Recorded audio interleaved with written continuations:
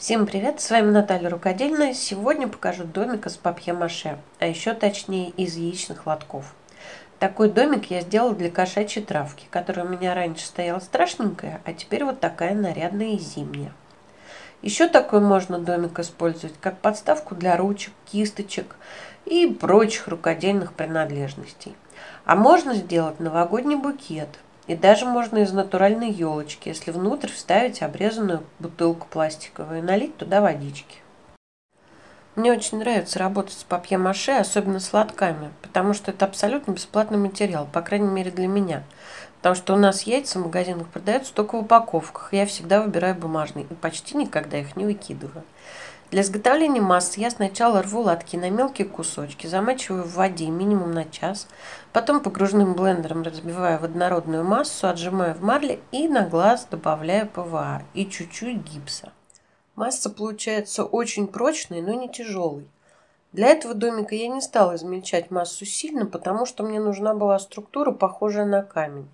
Для основы я взяла банку от чипсов, полностью покрыла массой основу, дала ей как следует высохнуть ночь и сформировала домик.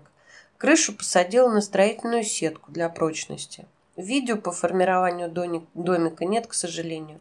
Возникли технические у меня проблемы.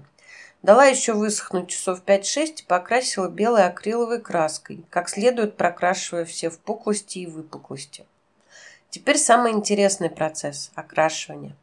Для начала я покрыла весь домик коричневой разведенной гуашью. Здесь аккуратность особо не нужна, так как я потом все это сотру. Просто хочу придать домику такой состаренный вид. Ждать долго не обязательно, тем более, что гуашь быстро сохнет. Влажной тканью стираю до нужного мне вида и даю еще чуть подсохнуть. Акриловыми красками добавляю цвет. На черепичную крышу красного, чтобы было похоже на крышу. Фундаменту добавляю болотного цвета, так как дом у меня старенький, он весь зарос мхом.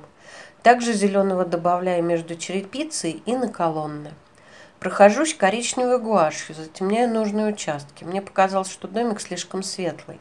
И потом уже белым акрилом закрашиваю окошки и добавляю на домик снега.